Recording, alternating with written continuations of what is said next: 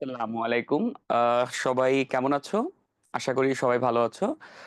আজকে আমরা ইংরেজি সেকেন্ড পেপারের সাজেশন ক্লাস করব।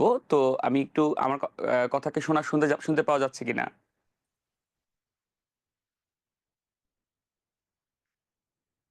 আচ্ছা। তো শুনতে পাওয়া যাচ্ছে। তো আমরা ক্লাসটা শুরু করব। আমি একটু বলে নিই যে আমরা যখন আমাদের এসএসসি পরীক্ষা কাছে, তো এসএসসি সেকেন্ড পেপারের যে প্রিপারেশন, সেই প্রিপারেশন নিয়ে আজকে আমরা কথা বলবো।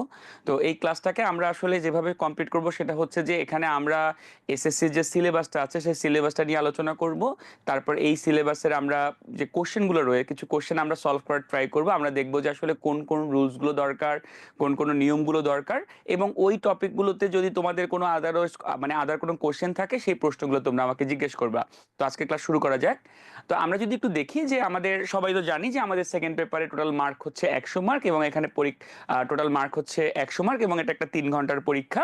তো এই পরীক্ষায় দুইটা পার্টে আমরা ভাগ করতে পারি, মানে পুরো যে এসএসসি সেকেন্ড পেপারের যে সিলেবাসটা সেটাকে আমরা দুই ভাগে ভাগ করতে পারি। পার্ট ওয়ান, সেখানে আছে পার্ট এতে আছে গ্রামার, এবং পার্ট বিতে আছে রাইটিং পার্ট। তো পার্ট এতে আমরা জানি যে এখানে যে গ্রামার পার্টটা আছে।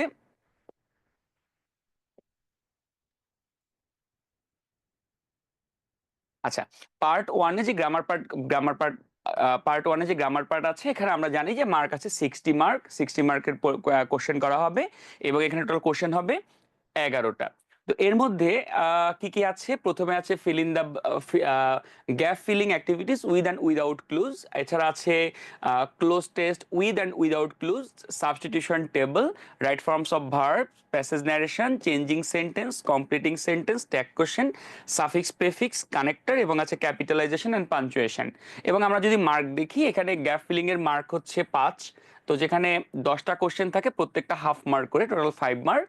তারপরে উইদাউট ক্লুজে এখানেও সেম ভাবে 10টা কোশ্চেন থাকে, হাফ করে 5 মার্ক। টেবলে আমরা 5 মার্কের question pi, right form of verb 5 mark, passage narration 5 mark. এছাড়া আছে চেঞ্জিং সেন্টেন্সে আমরা দেখি যে এখানে 10 মার্কের কোশ্চেন হয়। তারপরে কম্পিটিং সেন্টেন্সে 5 মার্কের কোশ্চেন হয়, tag question 5 mark, suffix prefix 5, এবং বাকি সবগুলো আমরা দেখি কানেক্টর এবং ক্যাপিটালাইজেশন, এই দুটো তো 5 মার্ক করে কোশ্চেন আছে। সো আমরা এই যে কোশ্চেনগুলো রয়েছে, এই কোশ্চেনগুলোকে সলভ করার জন্য তা আমরা জানি যে তোমরা এই যে তোমাদের এসএসসি 9 এবং 10, এই 2 বছরে তোমরা গ্রামারের অনেকগুলো রুলস পড়েছো।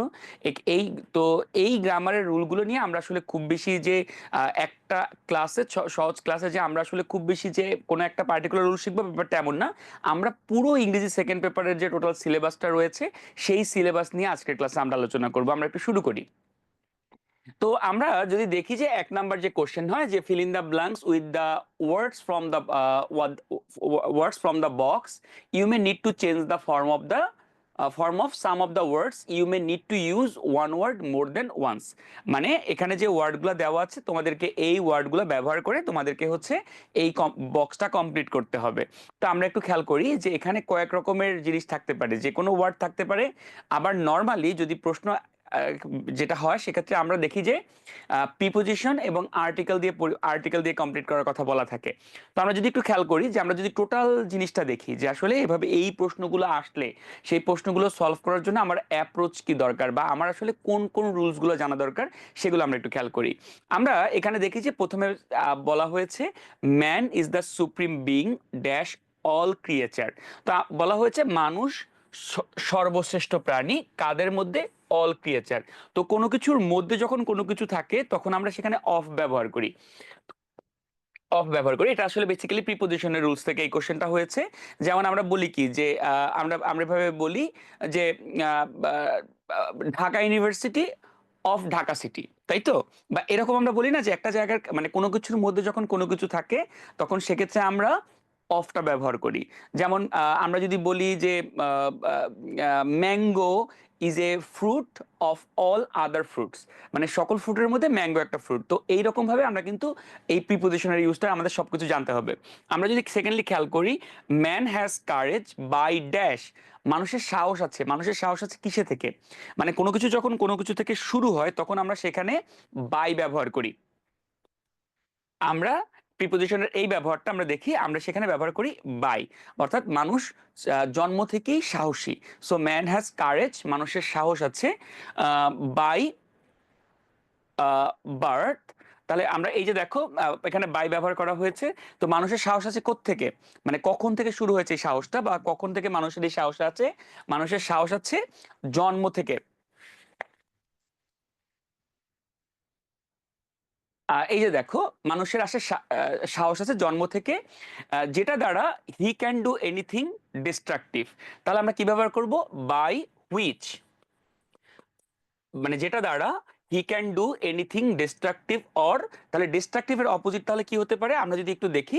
ডিস্ট্রাকটিভ অপোজিট হচ্ছে কনস্ট্রাকটিভ, মানে মানুষের সাহস আছে যার দ্বারা মানুষের কারেজ আছে, যার দ্বারা মানুষ সবকিছু করতে পারে।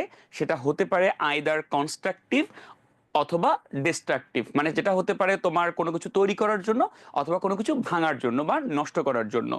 এবার দেখো বলেছে in dash man there is the fascination of conquering anything. তাহলে আমরা বলতে পারি ইন ড্যাশ, এখানে আসলে ভুল আছে, এখানে হবে ইন ড্যাশ মাইন্ড। ইন আমরা বলতে পারি কি, তাহলে তার মনে আছে, এই যে দেয়ার ইজ এভরিথিং, তাহলে কি বলবো আমরা? In his mind there is the fascination of conquering everything. মানুষের মনের মধ্যে সকল কিছু কনকার করার, জয় করার, সকল কিছু অধিকার করার সেই ইচ্ছাটা আছে, শক্তিটা আছে, এখানে এটা বলেছে। Hillary and Tenzing were not also and dash from it, এবং হিলারি এবং তেনজিংও কি ছিল না, এর থেকে আলাদা ছিল না। আলাদা ইংলিশটা আমরা এখানে দেখি। আহ, এখন দেখো এখানে Hillary and Tenzing were not also and dash from it, যদি আর্টিকেলের পরে কখনো কোনো ওয়ার্ডকে তোমার ব্যবহার করতে হয় তাহলে সেই ওয়ার্ডটা নাউন হিসেবে ব্যবহার করতে হবে। এখানে আমরা যদি দেখি সবগুলো অপশন খেয়াল করি তাহলে আমরা দেখবো যে এই অপশনের যে উত্তরটা রয়েছে সেই উত্তরটা এখানে কনসিস্টেন্ট। কিন্তু এক্সেপশনাল, এই এক্সেপশনাল শব্দটাকে আমরা ব্যবহার করতে পারবো না, কারণ এক্সেপশনাল একটা অ্যাডজেক্টিভ।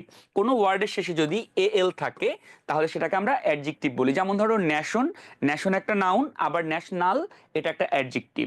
তারপর যদি আমি বলি যে কমিউনিকেশন, এটা একটা নাউন, আবার কমিউনিকেশনাল এটা একটা অ্যাডজেক্টিভ। সো এই অ্যাডজেক্টিভ আমি যদি এলটাকে বাদ দিই তাহলে এই নাউনটাকে আমরা পাই। সো আর্টিকেলের পর যখন গ্যাপ থাকবে তো সেখানে আমরা কি করব? নাউন ব্যবহার করব। তাহলে আমরা কি বলতে পারি? Hillary and Tenzing were not also an exception from it,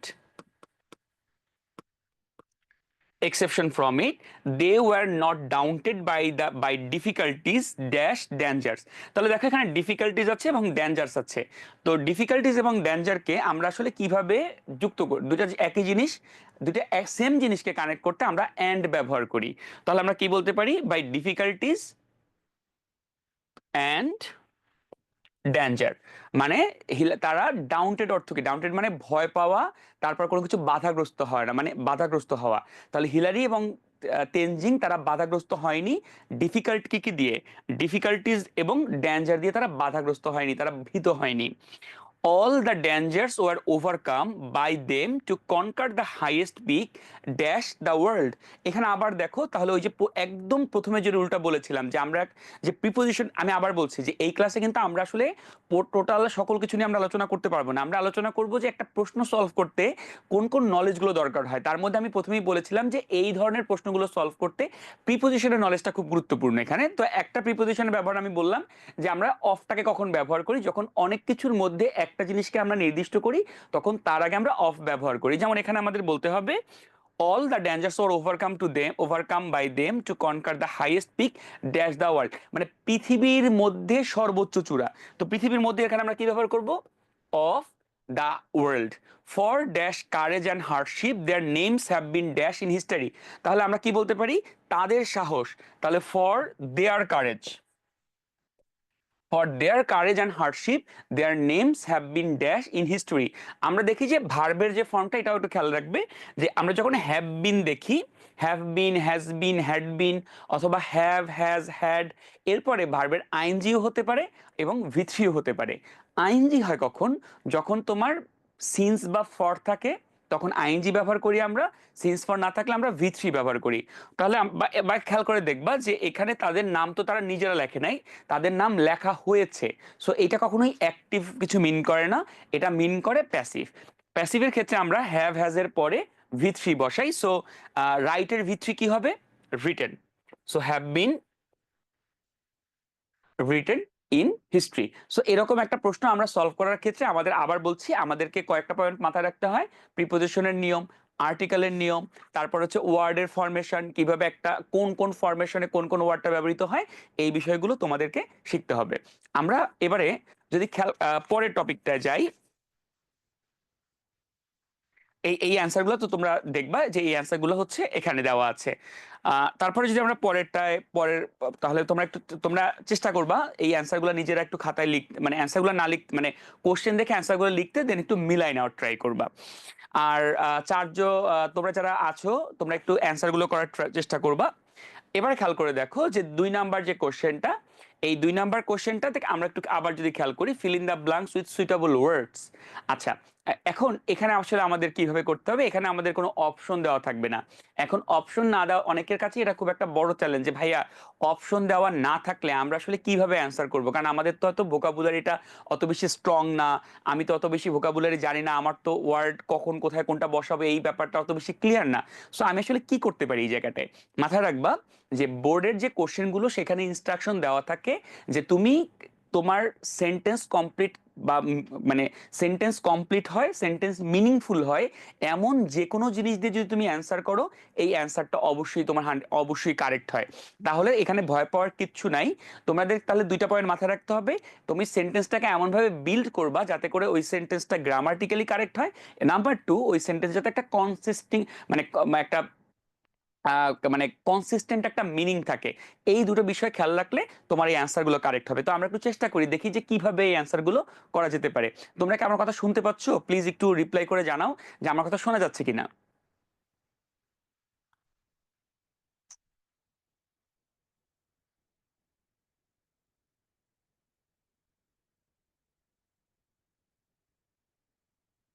ঠিক আছে, থ্যাংক ইউ। তো আমরা একটু দেখি, এখানে বলেছে যে patriotism is a noble virtue. Okay, দেশপ্রেম একটা মহৎ গুণ। It inspires man to dash the last drop dash blood to defend the dash of his country. এখন খেয়াল করে দেখো, সো এই পুরো প্যাসেজ তোমরা সবসময় কি করবা, তোমরা এই লাইনটাকে সবার আগে পড়ে ফেলবা। তাহলে এটা একটা একটা তাহলে তোমাদেরকে প্রথম একটা একটা টিপস থাকবে, যে আমরা যখন আনসিন কোনো, মানে মানে যেখানে উইদাউট ক্লুজ থাকবে, সবার আগে আমাদের কাজ হচ্ছে ওই লাইনটা পড়া। আমরা যদি এখানে এসে দেখি থেমে থাকি যে patriotism is a noble virtue, it inspires man two, থেমে যাই, তাহলে তুমি দেখবা যে তোমার আসলে পুরো কনসেপ্টটা, মানে পুরো কনসেপ্টটা ক্লিয়ার হয় না, পুরো সেন্টেন্সের যে আইডিয়া সেটা আসে না। তাহলে পুরো সেন্টেন্সের আইডিয়াটা আসার জন্য কি করতে হবে, তোমাকে সেন্টেন্সটা কমপ্লিট করে পড়তে হবে। তো তুমি একটু পড়ো, patriotism is a noble virtue, it inspires man to dash the last drop dash blood to defend the dash of his country. তাহলে আমরা যদি এবার এবার দেখো, তুমি আরেকবার পড়লাম, কিছু বুঝলা না, আরেকবার পড়লে দেখবা একটু হলেও তুমি এটা বুঝতে পারছো যে দেশপ্রেম একটা মহৎ গুণ, এটা ইন্সপায়ার করে, যেটা মানুষকে ইন্সপায়ার করে, to dash the last drop.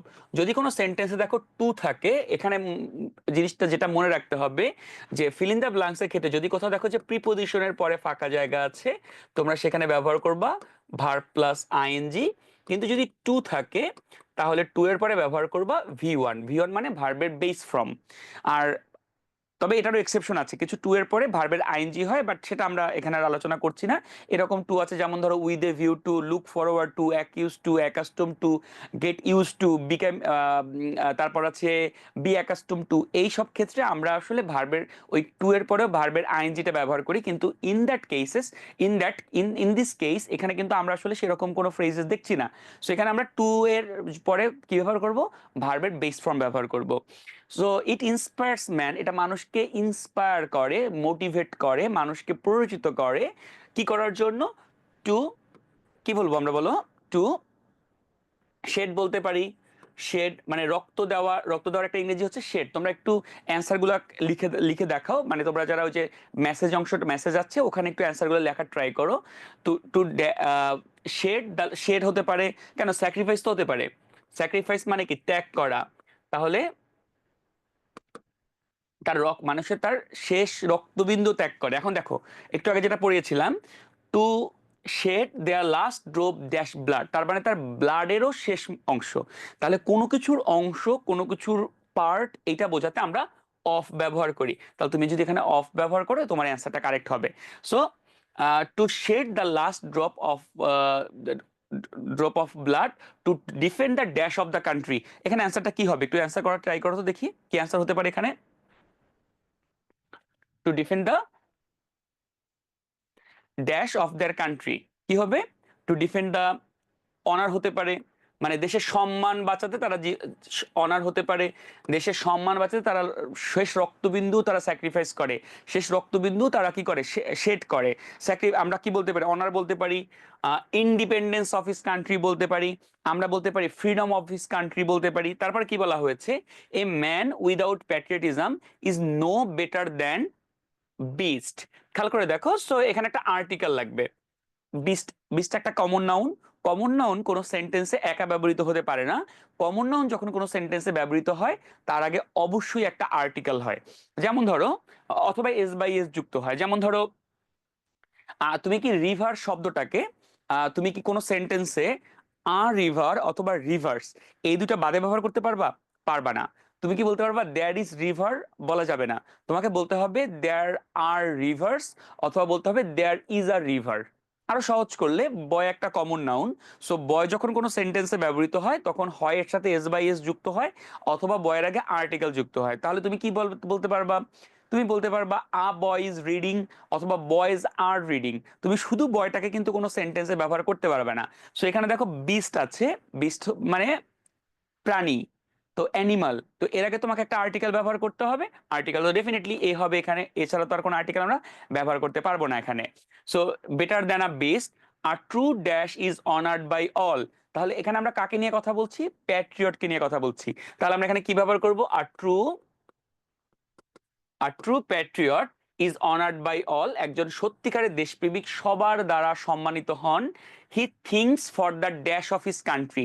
সে দেশের কি নিয়ে ভাবেন? সে দেশের ভালো নিয়ে ভাবেন, দেশের উন্নতি নিয়ে ভাবেন। তাহলে ভালো বা উন্নতি নিয়ে আমরা বাংলা কি বলবো? এখন দেখো, এখানে আমাদের আহ, দেখো দা কি একটা আর্টিকেল না? সো দেখো, আর্ট এবং অফটা কি? প্রিপোজিশন। তোমরা একটা নিয়ম মনে রাখবা, the plus noun plus of. অর্থাৎ দা এবং অফের মধ্যে যদি ফাঁকা থাকে কখনো, সেই ফাঁকা জায়গায় আমাদেরকে একটা নাউন রাখতে হয়। তাহলে কি বলছি? দেখো দেখো সেন্টেন্সটা খেয়াল করে দেখো। He thinks of the dash of his country. তাহলে সে দেশের কি নিয়ে ভাবে? উন্নতি নিয়ে ভাবে। উন্নতির ইংরেজি কি? Development of his country. দেশের ভালো নিয়ে ভাবে। ভালোর এখানে নাউনটা কি হবে? Betterment of his country, wellness of his country. তারপর আমরা বলতে পারি ফ্রিডম অফ, কি বলতে পারি? Welfare of his country. যেটা তুমি অ্যান্সার করবা, your answer will be 100% correct. এরপরে দেখো আছে অন ড্যাশ আদার হ্যান্ড। তো আমরা এটা তো ফ্রেজ জানি যে একটা অন কি আদার হ্যান্ড হয়? On the other hand dash আনপ্যাট্রিয়টিক man things only dash his country interest. কি হবে বলো তো? অ্যান আনপ্যাট্রিয়টিক ম্যান থিংস অনলি কি হবে?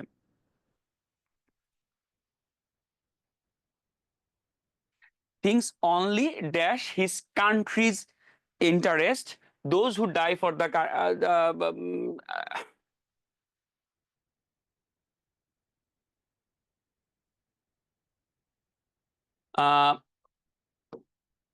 মানে এখানে বলেছে যে অপরপক্ষে একজন মানুষ যে আনপ্যাট্রিয়টিক, সে কখনোই তার দেশকে নিয়ে ভাবে না।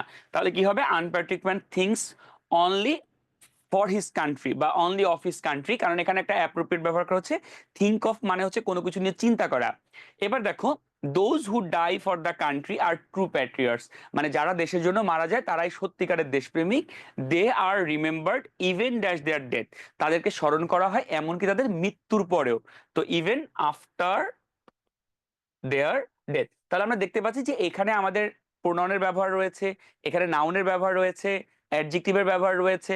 এছাড়া আমাদের যে ওয়ার্ড ফরমেশন গুলো চেঞ্জ করা, সেগুলো শিখতে হবে। এবং তোমরা চেষ্টা করবা একটা মিনিংফুল সেন্টেন্স যাতে তৈরি হয় এবং সেন্টেন্স যাতে গ্রামাটিক্যালি পুরোপুরি কারেক্ট হয়। ওকে, আমরা যে অ্যান্সারগুলো যদি দেখি, দেখবা যে এই এই অ্যান্সারগুলো এখানে রয়েছে। তোমরা পরে যখন এই স্লাইডটা তোমাদেরকে দিয়ে দেওয়া হবে, তোমরা স্লাইডটা দেখে নিতে পারবা আর কি। ওকে, বাসায় চেষ্টা করবে, দেখবা যে এই জিনিসগুলো তোমরা পারবা। এরপরে দেখো 3 নম্বরে আছে make 5 sentence using parts of sentences from each column of the table below, মানে এই টেবিলে তোমাদেরকে চারটা হচ্ছে দেওয়া হবে। এই টেবিলে তোমাদেরকে আহ, মানে মানে এখানে 5টা লাইন বানানোর মতো বা 5টা সেন্টেন্স বানানোর মতো মানে যে যা যা যা দরকার অংশগুলো, সেই অংশগুলো দেওয়া হবে। এখানে সেন্টেন্স বানানোর ক্ষেত্রে মাথায় রাখতে হবে ওই দুইটা কথা, যে সেন্টেন্সটাকে গ্রামাটিক্যালি কারেক্ট হতে হতে হবে এবং এই সেন্টেন্সটা কনসিস্টেন্ট হতে হবে। দ্যাট মিনস এর একটা এক্সাক্ট মিনিং থাকতে হবে। কারণ একটা মানে পরিপূর্ণ সেন্টেন্সের 3টা পার্ট থাকতে হয়, সেখানে সিনট্যাক্স গুলো মিল থাকতে হয়, মানে সিনট্যাক্স ঠিক থাকতে হয়। তারপরে হচ্ছে এটার একটা মানে এই সেন্টেন্সটা কমপ্লিট হতে হয়। থার্ড হচ্ছে এটা একটা অ্যাবসলিউট একটা মিনিং থাকতে হয়। তো আমরা এগুলো বাংলা গ্রামারও তোমরা পড়েছো, তোমরা একটু খেয়াল করবে। সো আমি যখন এই 3টা অংশকে যুক্ত করব, তো 3টা অংশকে যুক্ত করার সময় আমাদেরকে কিভাবে অ্যান্সার করতে হবে পরীক্ষায়। তো আমরা এই যে মেক সেন্টেন্সে আমরা দেখেছি যে এখানে 5টা কোশ্চেন থাকে, 5 মার্ক। তো এখন দেখো এখানে বলেছে যে প্রথমে বলেছে ড্রাগ অ্যাডিকশন। তো তুমি কি কি করবা, তুমি পরীক্ষার সময় 1 2 দিয়ে বা অ্যান্সার গুলো করতে হবে। যেহেতু 5 লাইনস 5 সেন্টেন্সেস বলেছে, তো অনেক ক্ষেত্রে তোমরা অনেক কি করো ওই ABCD দিয়ে লেখো, এটা লিখবা না, 1 2 3 দিয়ে লিখবে এটা। সো ড্রাগ অ্যাডিকশন কি হতে পারে? ডাইরেকশন ইজ ড্রাগ এডিকশন কি is a strong attraction for any harmful things. মানে ড্রাগ এডিকশন হচ্ছে কোনো ক্ষতিকারক জিনিসের প্রতি একটা স্ট্রং অ্যাট্রাকশন বা কঠোর আকর্ষণ, কঠিন আকর্ষণ, গ্রেট অ্যাট্রাকশন, মানে অ্যাট্রাকশন কিসের প্রতি? হার্মফুল থিং এর প্রতি। নাম্বার 2-তে বলেছে দেখো দ্য ড্রাগস, এই যে দ্য ড্রাগস, এখন কি কি ড্রাগ গুলা, কি কি ড্রাগ আছে সেই সম্পর্কে এখানে কথা বলা আছে। এখানে বলা আছে দেখো দ্য দ্য আবার আমরা বলতে পারি আহ, যে ড্রাগ এডিকশন নিয়ে আমরা কিন্তু সেকেন্ড লাইন বলতে পারি, drug addiction is not only a national but also a global problem. মানে ড্রাগ এডিকশন শুধুমাত্র একটা জাতীয় সমস্যা না, এটা সারা পৃথিবী জুড়ে এই সমস্যাটা আছে। সো এটা একটা গ্লোবাল প্রবলেম বা বৈশ্বিক সমস্যা, সারা পৃথিবী জুড়ে এই সমস্যাটা আছে। তাহলে দেখো আমাদের দুইটা লাইন হয়ে গেছে। লাইন হয়ে গেলে আমরা সেখানে টিক মার্ক দিয়ে দিব, যাতে করে আমরা পরের সেন্টেন্স গুলো মেক করা ইজি হয়ে যায়। তাহলে আমরা বলতে পারি ড্যাশ, আমরা এবার দেখো যখন তুমি তারপরে খেয়াল করে দেখবা টেকিং হিরোইন অপিয়াম ইটসেট্রা, তাহলে আমরা কি বলতে পারি? Young boys and girls are taking, কারণ আর একটা বিভার ব্যাপারে আইএনজি হয়। তাহলে আমরা বলতে পারি young boys and girls are taking heroine opium et cetera. তারপরে বলা বলা হয়েছে the frequent taking of the frequent the frequent taking of কি বলতে পারি আমরা? The frequent taking off drugs, এখানে একটু স্পেলিং এ আছে, drugs Leeds a man to death. মানে এই যে ড্রাগের বেশি ব্যবহার মানুষকে মৃত্যুর দিকে ধাবিত করে। তারপরে বাকি কি আছে? ইয়াং, তারপরে এখানে দেখো, তাহলে আমরা কি বলতে পারি? The drugs have glass young generation of our country. মানে এই যে ড্রাগ গুলো রয়েছে সেগুলো আমাদের যে তরুণ সমাজ সেগুলোকে গ্রাস করেছে, সেগুলোকে কি করেছে? সেগুলোকে আঁকড়ে ধরেছে। সো আমরা এইভাবে করে আমরা একটা মানে 5টা সেন্টেন্স আমাদের তৈরি করতে হবে। আবার বলছি, সেন্টেন্সটাকে মিনিংফুল হতে হবে এবং গ্রামাটিক্যালি কারেক্ট হতে হবে। সো এগুলো প্র্যাকটিস করলে তোমরা তোমাদের যে বোর্ডের কোশ্চেন গুলো আছে সেগুলো প্র্যাকটিস করলে তোমরা খুব ইজিলি অ্যান্সার করতে পারবা। এবারে দেখি তাহলে আমরা যখন এই সেন্টেন্স গুলো তুমি যখন অ্যান্সার গুলো দেখবা, দেখবা যে এখানে সবগুলোই কারেক্ট সেন্টেন্স আছে এবং সবগুলোই গ্রামাটিক্যালি কারেক্ট এবং হচ্ছে মিনিংগত দিক থেকেও এগুলো সবগুলো সঠিক। এবারে এরপরে পরে যে টপিকটা রয়েছে, এই টপিকটা একটু আসলে সবার জন্যই ঝামেলার। রাইট ফর্ম অফ ভার্ব, এটা নিয়ে আমরা যখন স্টুডেন্টদেরকে জিজ্ঞেস করি যে তোমাদের সবচেয়ে কোন টপিকগুলোতে বেশি সমস্যা, তো আমরা কিন্তু সাধারণভাবে স্টুডেন্টরা আমাদেরকে বলে যে ভাইয়া আমাদের সবারই রাইট ফর্ম অফ ভার্বে একটু বেশি সমস্যা আছে। সো রাইট ফর্ম অফ ভার্বের যে সমস্যাগুলো এগুলো মূলত যে যে কারণে প্রবলেম হয়, কারণ রাইট ফর্ম অফ ভার্বে আসলে 2টা পার্ট থেকে প্রশ্ন হয়। মানে রাইট ফর্ম অফ ভার্বে ভালো করার জন্য 2টা গ্রামার জানতে হয়, তার মধ্যে একটা হলো টেন্স এবং আরেকটা হচ্ছে সাবজেক্ট ভার্ব এগ্রিমেন্ট। এখন একটু বেসিকটা আমরা যদি খেয়াল করি এটার, যে এখানে নর্মালি 4 নম্বরের কোশ্চেন থাকে। এখানের ভার্বের মানে একটা বক্স দেওয়া থাকে ভার্বের, আমি এখানে বক্সটা দেইনি কারণ আমি চেষ্টা করব যে বক্স ছাড়া যেভাবে অ্যান্সার করা যায় মিনিংটা মিলানোর জন্য আমি চাইবো সেইভাবে অ্যান্সার করে তোমাদেরকে দেখাতে। এছাড়া ভার্বের যে ফর্মগুলো চেঞ্জ হয় এটা একটু মাথায় রাখবা। নর্মালি আমাদেরকে জানতে হবে যে ইংরেজি সেন্টেন্স স্ট্রাকচার কি। ইংরেজি সেন্টেন্স স্ট্রাকচারকে আমরা খুব সহজে বলতে পারি, এখানে একটা সাবজেক্ট থাকে এবং সাবজেক্টের পরে একটা ভার্ব থাকে, কখনো কখনো মিনিং ঠিক রাখার জন্য ভার্বের পরে একটা অবজেক্ট থাকে। তাহলে এই তিনটা জিনিস নিয়ে আমাদের হচ্ছে সাবজেক্ট ভার্ব এগ্রিমেন্ট টপিকটা, মানে আমাদের হচ্ছে মানে সাবজেক্ট ভার্ব মানে রাইট ফর্ম ভার্বের হচ্ছে এই বেসিকটা আমাদের জানতে হবে, যেখানে সাবজেক্ট থাকে, ভার্ব থাকে, অবজেক্ট থাকে। এই ভার্বের তো অনেকগুলো ফর্ম হতে পারে। ভার্বের বেসিক্যালি যে ফর্মগুলো পাওয়া যায় সেই ফর্মগুলো পাওয়া যায় দুইটা কারণে।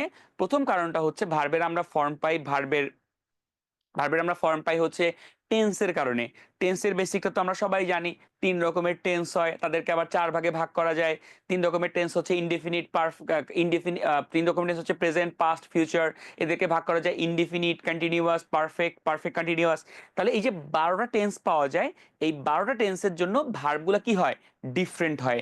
ভার্বের 12টা ফর্ম পাওয়া যায়। আবার সাবজেক্ট সিঙ্গুলার হতে পারে, তার জন্য ভার্বের একরকম ফর্ম পাওয়া যায়। সাবজেক্ট প্লুরাল হতে পারে, তার জন্য ভার্বের একরকম ফর্ম পাওয়া যায়।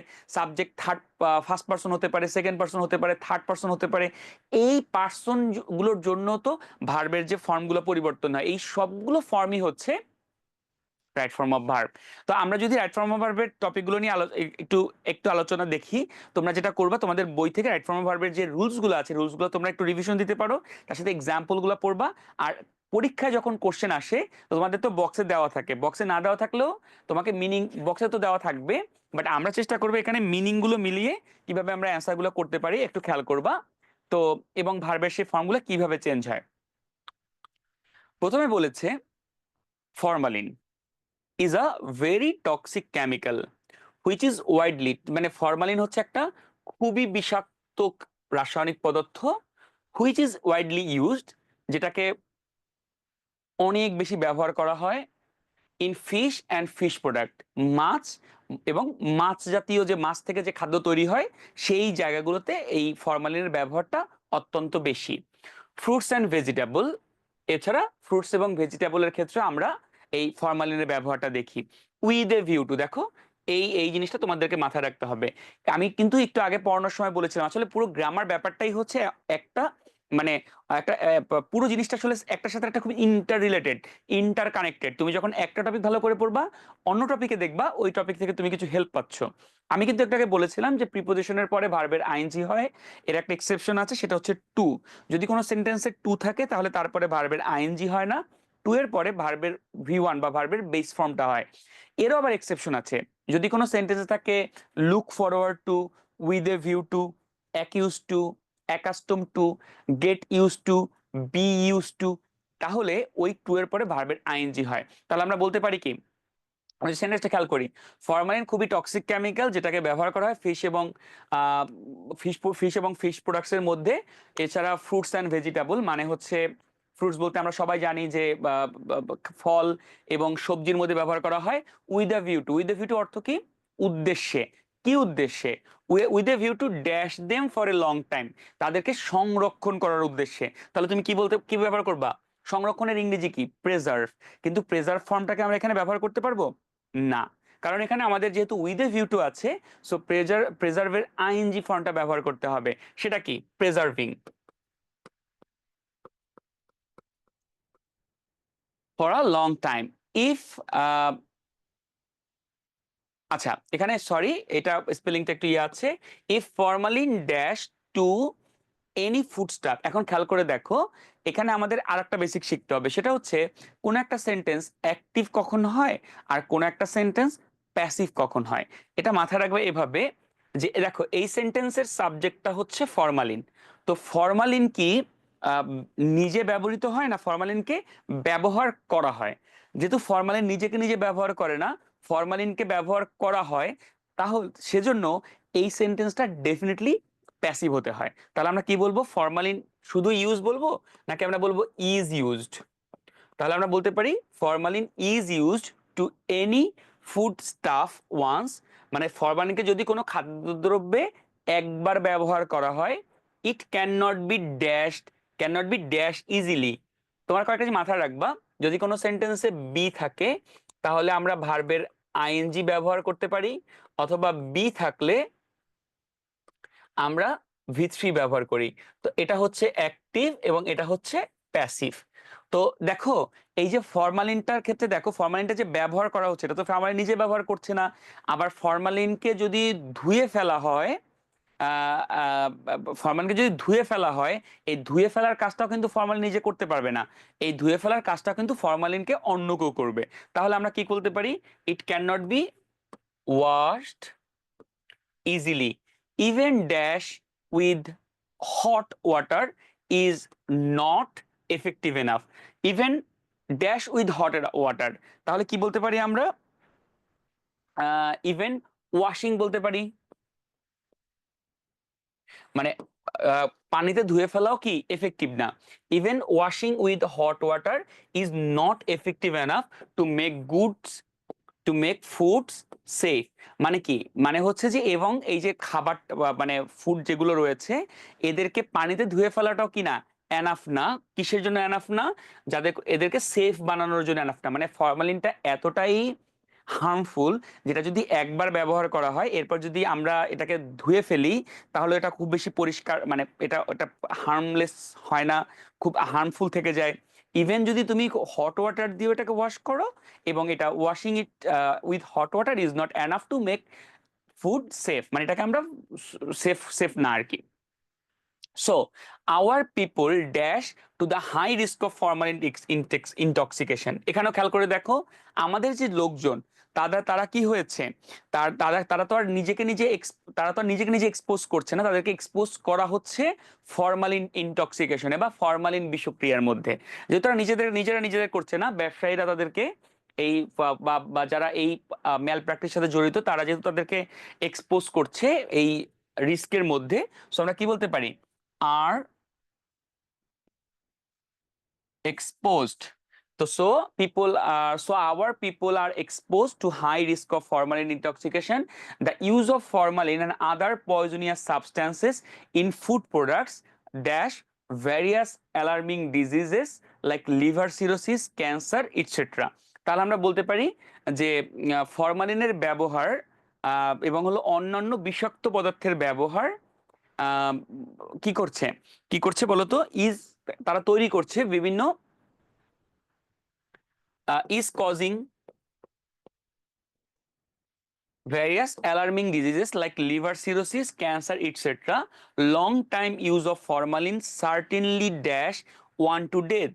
তাহলে খেয়াল করে দেখো, এখানে আমরা ইজ ইউজিং কেন দিলাম? অনেক কিছু তো আছে এখানে, আসলে ইউজটা অনুযায়ী ভার্ব হয়েছে, কারণ এখানে হেডওয়ার্ডটা হচ্ছে ইউজ, যেহেতু ইউজটা সিঙ্গুলার এই জন্য আমরা ব্যবহার করেছি কি is causing various alarming diseases like liver cirrhosis, cancer, etc. Long time use of formalin certainly, দেখো দেখো long time use of formalin, এই পুরোটা হচ্ছে একটা ফ্রেজ। যদি কোনো সেন্টেন্সের সাবজেক্ট হিসেবে ফ্রেজ অথবা ক্লজ ব্যবহৃত হয় তাহলে ওই সেন্টেন্সের ভার্বটা সবসময় সিঙ্গুলার হয়। তাহলে সার্টেনলি কি হবে? Leads one to death. The criminals related to this ghastly crime dash severe punishment. তারা কি করে? তারা তারা সিভিয়ার পানিশমেন্ট ডিজার্ভ করে। তাহলে কি হবে? ডিজার্ভ। আচ্ছা, আহ এখানে ক্রিমিনালরা যেহেতু ক্রিমিনালস বলেছে, সো তাদের সাথে কি আমরা ডিজার্ভ বলবো নাকি ডিজার্ভ বলবো? ডিজার্ভ বলবো। Deserve severe punishment. So stern action মানে কি, কঠোর পদক্ষেপ নিতে হবে। এটা কি তারা নিবে? পদক্ষেপ নিজে নিজে নিবে? পদক্ষেপ তো নিতে হবে, সো এটা প্যাসিভ হবে। তাহলে আমরা কি বলবো? Should be taken against those who are dash our nation by poisoning our foodstuff. who are কি হবে? who are যারা নষ্ট করছে, who are ruining, who are ruining বা who are destroying our nation by poisoning our foodstuff. So এই যে তুমি দেখো সবগুলো ভার্ব আমরা ব্যবহার করব, ভার্বগুলোকে আমরা চেঞ্জ করব টেন্স এবং নাম্বার পার্সন জেন্ডার অনুযায়ী, সাবজেক্ট ভার্ব এগ্রিমেন্ট অনুযায়ী, এবং আমাদের অ্যাক্টিভ প্যাসিভটা করতে হয় একটা বেসিক মাথায় রেখে। যদি সাবজেক্ট এই কাজটা করতে পারে তাহলে অ্যাক্টিভ, সাবজেক্ট যদি ভার্বের কাজটা না করতে পারে then it will be passive. So এখানে আমরা অ্যান্সারগুলো দিয়ে দিয়েছি, অ্যান্সারগুলো একটু খেয়াল করবে। ন্যারেশন নিয়ে যখন আমরা কথা বলবো, ন্যারেশন নিয়ে আসলে অনেকগুলো জিনিস আছে। ন্যারেশনে আমাদের অনেকেরই অনেক বেশি সমস্যা। ন্যারেশনে আমরা মিলাতে পারি না। কিন্তু ন্যারেশনের ক্ষেত্রে মাথায় রাখতে হবে কিছু বেসিক জিনিসগুলো মাথায় রাখতে হবে। মূলত ন্যারেশন যখন আমরা করি তখন একটা সেন্টেন্সে আমরা 5 রকমের পরিবর্তন করি। একটা ন্যারেশন করা হলে 5 রকমের পরিবর্তন হয়। কি কি 5 রকমের পরিবর্তন? নাম্বার 1 থাকে এখানে চেঞ্জ অফ প্রিপোজিশন। সরি, আমরা প্রথমে দেখি চেঞ্জ অফ পার্সন। এছাড়া সেকেন্ডলি থাকে change of tense, change of কমা, এছাড়া থাকে চেঞ্জ অফ অ্যাডভার্ব, এছাড়া থাকে চেঞ্জ চেঞ্জ অফ পার্সন, কমা থাকে, অ্যাডভার্ব থাকে, এছাড়া থাকে চেঞ্জ অফ ভার্ব থাকে, যেটা রিপোর্টিং ভার্ব। আমরা জানি যে আমরা তো সবাই জানি যে ন্যারেশন 2 রকম হয়। একটা হচ্ছে ডিরেক্ট ন্যারেশন, একটা ইনডাইরেক্ট ন্যারেশন। ডিরেক্ট ন্যারেশনে যেভাবে হয় একটা, ওটাকে ইনডাইরেক্ট করার সময় কিছু পরিবর্তন করতে হয়। আবার ইনডাইরেক্ট ন্যারেশন থেকে ডিরেক্ট ন্যারেশন গেলে কিছু পরিবর্তন করতে হয়। প্যাসেজ ন্যারেশনের ক্ষেত্রে আবার কানেকশনটা একটু খেয়াল করতে হবে। যেমন এখানে বলা আছে, দেখো, good for nothing fella, get out of my sight. Why, sir? You must know this. You must know this, said the master. What, sir? Said the servant. You are worthy of nothing. Sorry, sir. Pardon me this time, please. তো আমরা দেখতে পাচ্ছি এখানে দুজন মানুষ কথা বলছে, একজন হচ্ছে মাস্টার আর একজন হচ্ছে সার্ভেন্ট। তুমি যখন সব সময় প্যাসেজটা পড়ে ফেলবা তখন দেখবা তুমি একটা এই আইডিয়াটা পেয়ে যাবা যেখানে কথাগুলো কে কাকে বলছে। তাহলে এখানে দেখো মাস্টার এবং সার্ভেন্ট। এখন দেখো এখানে বলেছে যে সে সে সে তার সার্ভেন্টকে কি নামে রেখেছে? গুড ফর নাথিং ফেলা, তাই তো। তারপর বলেছে get out of my side. তাহলে কি বলতে পারি আমরা? Addressing the servant as good for nothing ফেলা, দ্য মাস্টার। মাস্টার কি বলেছে দেখো, তাকে একজন মাস্টার তার সার্ভেন্ট কি করে? অর্ডার করে, বলেছে get out of my sight. So indefinite এখানে একটা কি সেন্টেন্স? এটা একটা ইম্পারেটিভ সেন্টেন্স। আর ইম্পারেটিভ সেন্টেন্সে আমরা যে ভার্বের পরিবর্তন, সেটা আমরা কি ব্যবহার করি? অর্ডার ব্যবহার করি। তাহলে কি হবে? Addressing his servant as good for nothing ফেলা, দ্য মাস্টার অর্ডার্ড হিমটাকে servant to get out of his sight. যাতে মানে এইখানে দেখো এখানে কমা চেঞ্জ হয়ে কি হয়? ইন্টারোগেটিভ ইম্পারেটিভ সেন্টেন্সে কমা চেঞ্জ হয়ে এখানে টু হয়। তাহলে ordered him to get out of my sight না হিজ সাইট। ফার্স্ট পার্সন যে পরিবর্তন হবে, ফার্স্ট পার্সন পরিবর্তন হয় তোমার অবজেক্ট অনুযায়ী, তাই তো। যেমন তাহলে মাই, এখানে মাইটাকে ওই সাবজেক্ট অনুযায়ী, সাবজেক্টটাকে মাস্টার, তো his sight. Why, sir? You must know this. তাহলে কি করেছে? সার্ভেন্ট প্রশ্ন করেছে কেন। এখন সার্ভেন্ট কিন্তু স্যার বলেছে। যদি স্যার থাকে কোনো সেন্টেন্সে তাহলে আমরা ব্যবহার করি। এখানে সে কিন্তু সে টিচার হিসেবে স্যার ডাকে নাই, সে তাকে স্যার হিসেবে অ্যাড্রেস করেছে। তাহলে কি হবে? Addressing him as sir. আচ্ছা, দ্য সার্ভেন্ট কি বললো? তাকে সম্মান প্রদর্শন করে স্যার ডেকেছে। তো আমরা কি বলবো? The the servant respectfully asked him বলতে কি? মাস্টারকে। Why why he ordered to get out. মানে এখানে দেখো হোয়াই স্যার, এখন এই হোয়াইটা বলতে কি? হোয়াইটা বলতে গেট আউটটা বলেছে না, এই গেট আউটটার প্রশ্ন করেছে যে কেন স্যার। সো তাহলে কি হবে? Why sir. So respectfully asked why he has to get out, মানে তাকে কেন মানে মানে অর্ডার করা হয়েছে যাতে করে সে চলে যায়। এরপর দেখো বলেছে the master said the master you must know this.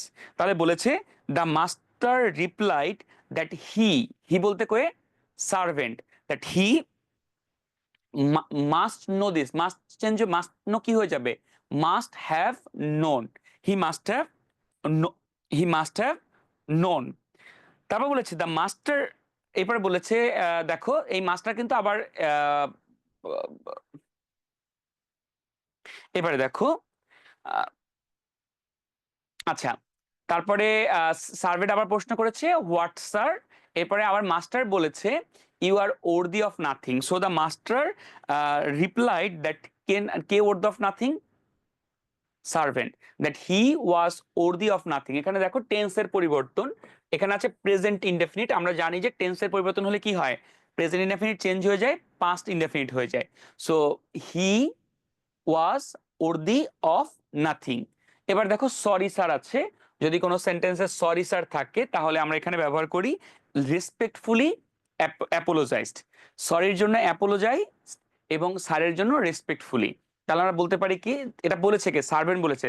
So the servant respectfully apologised, apologise করেছে এবং সে প্লিড করেছে, প্লিড করেছে বা ডিমান্ড করেছে। প্লিড মানে কি, চাওয়া কারো কাছে, নত হয়ে চাওয়া, ডিমান্ড করা। ডিমান্ডেড টু পার্ডন হিম, যেহেতু এই পার্ডন এটা কিন্তু imperative sentence. So to pardon হিমের বদলে কি হবে, মি এর বদলে হবে টু পার্ডন হিম। দিজের পরিবর্তে কি হবে, এই যে দেখো অ্যাডভার্বের পরিবর্তন, দিজের পরিবর্তে কি হবে that. To pardon him, this time change হয়ে কি হয়ে গেল that time. To pardon him that time please, এই যে প্লিজ আছে এই জন্য রেসপেক্টফুলি। ওকে, তো আমি বলছি আবার যে ন্যারেশনের ক্ষেত্রে আসলে তোমাকে ওই একটা মানে আমরা ন্যারেশন তো আসলে এভাবে শিখতে পারবো না। আমি জাস্ট বললাম যে ন্যারেশনে যে কোন কোন পরিবর্তনগুলো হয়, এবং তোমরা যখন প্রিপারেশন নিবা এই পরিবর্তনগুলোর দিকে তোমাকে মাথায় রাখতে হবে। এবং এই পরিবর্তনগুলো মাথায় রেখে যদি তোমরা আহ, বিভিন্ন কোশ্চেন সলভ করো, দেখবা এই কোশ্চেনটা তোমার কাছে খুব ইজি হয়ে যাচ্ছে ইনশাআল্লাহ। তো আমরা একটু এই যে অ্যান্সার দেওয়া আছে, তোমরা অ্যান্সারটা একটু খেয়াল করে দেখবা। এবার দেখো আছে কমপ্লিট দ্য সেন্টেন্স। আমরা কমপ্লিট দ্য সেন্টেন্সের ক্ষেত্রে যে জিনিসটা মাথায় রাখতে হবে সেটা হচ্ছে যে এখানে ওই একই কথা, মানে আমাদের যাতে করে এই কমপ্লিটিং সেন্টেন্সে তোমাকে আসলে কি জিজ্ঞেস করে, তোমাকে টিচার তারা যারা প্রশ্ন করে মানে এই প্রশ্নের মাধ্যমে জানতে চাওয়া হয় মোটামুটি তোমার ক্রিয়েটিভিটি। তিনটা জিনিস, একটা হচ্ছে তোমার ক্রিয়েটিভিটি, মানে আমরা যখন একটা কমপ্লিটিং সেন্টেন্স করি এটা আসলে আমার ক্রিয়েটিভিটির প্রমাণ দেয় যে আমি আসলে কিভাবে চিন্তা করছি বা কি পয়েন্টে আমি ভাবছি, এটা এটা এই জিনিসটা কিন্তু জানতে চায়। সেকেন্ড যেটা দরকার এখানে সেটা হচ্ছে গ্রামার। আমরা গ্রামারের একটা গ্রামার এবং কানেক্ট গ্রামারের একটা বড় টপিক রয়েছে কানেক্টর বা sequence of tense. Sequence of tense মানে কি, সিকোয়েন্স অফ টেন্স মানে হলো কোনো একটা সেন্টেন্সে শুরুতে কোন টেন্স থাকলে পরবর্তীতে কোন টেন্স হয়। এবং থার্ড হচ্ছে যে মিনিং এর জায়গাটা, মানে তোমাকে মিনিংটা গুছাতে হবে, মানে কখন এখানে আহ মানে এমন একটা সেন্টেন্স তোমাকে তৈরি করতে হবে যেটা আসলে মিনিংফুল এবং যে মিনিংটা যায় আর কি এই পুরো জিনিসটার সাথে। এখন আমরা যদি একটু শুরু করি, এগুলো তোমরা অনেকগুলো রুলস আছে। তো আমরা বেসিক্যালি চারটা জায়গা থেকে প্রশ্ন করা হয়, একটা হচ্ছে টেন্সের জায়গা থেকে প্রশ্ন করা হয়, সিকোয়েন্স অফ টেন্সের জায়গা থেকে প্রশ্ন করা হয়, কনজাংশনের জায়গা থেকে প্রশ্ন করা হয়, এবং এখানে কিন্তু রিলেটিভ প্রোনাউনের জায়গা থেকে অনেক সময় প্রশ্ন করা হয়। তো আমরা একটু দেখি যে কোন ধরনের প্রশ্নের ক্ষেত্রে আমরা কিভাবে করে কোন অ্যাপ্রোচে আমরা এই অ্যান্সারগুলো করতে পারি। আমরা যদি একটু শুরু করি, প্রথম কোশ্চেনটা আছে দেখো, water is so vital element. মনে রাখতে হবে যদি কোনো সেন্টেন্সে দেখো যে সো অথবা সাচ আছে, সো অথবা কি আছে, সাচ আছে,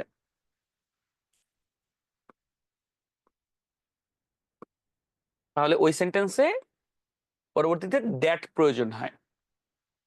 সো বা সাচ থাকলে কি হয়, দ্যাট প্রয়োজন হয়। এখন এটার বাংলা অর্থটা হচ্ছে এতই যে,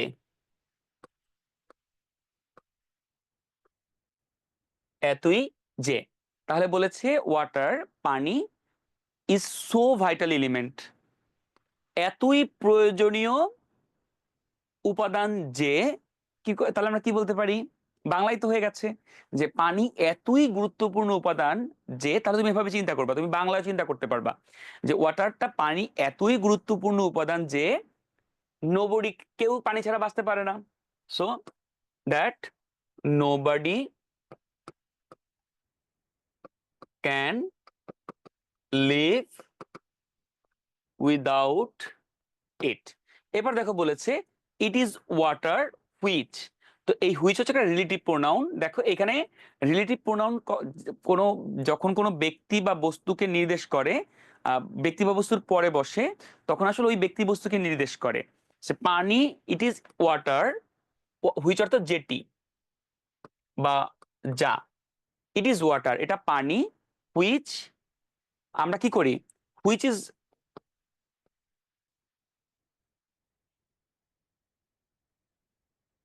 নেসেসারি ফর অল, এটা পানি যেটা গুরুত্বপূর্ণ কেন, সব নেসেসারি কেন, মানে সবার জন্য, যেটা সবার জন্য কি নেসেসারি, দরকারি।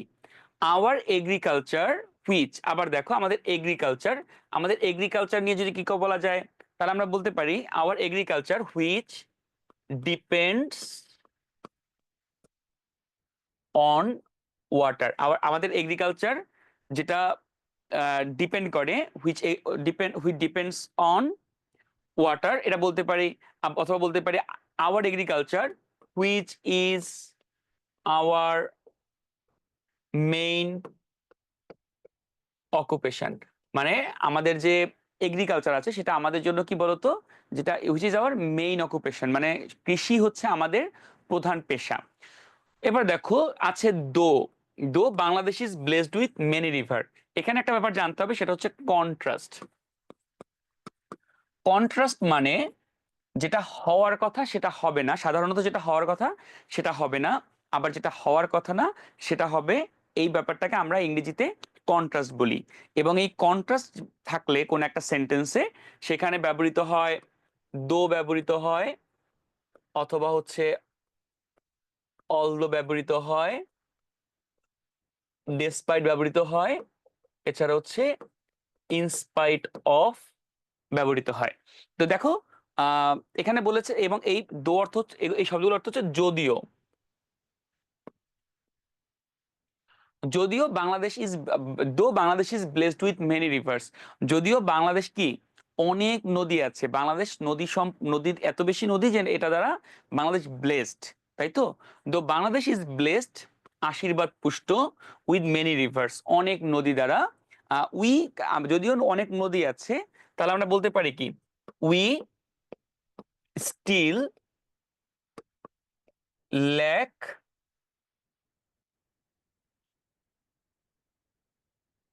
আমাদের যদিও অনেক বেশি নদী আছে, তাহলে আমরা যদিও, দেখো যদিও কথাটা থাকলে কিন্তু তাহলে কি করতে হবে, পরবর্তীতে ডিফারেন্ট কিছু বলতে হবে।